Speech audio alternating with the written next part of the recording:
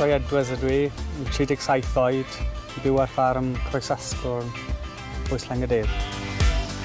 Ffarm Godro yn bennaf yw'r ffarmyn. 120 sy'n godro rhan fwy o'r amser. Trial tyfu gymaint y gallai ar y ffarm i fod mor self-sufficient a gallai. Gwella'r da yw'r asgwrn cefn y peth.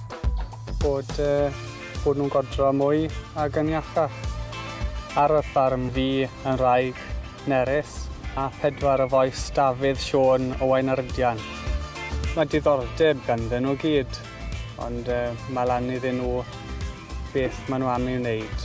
Ond ar un o bryd mae bendant diddordeb ffermio yn nhw. Rwy'n edrych mlaen i wneud yr holl tasgau.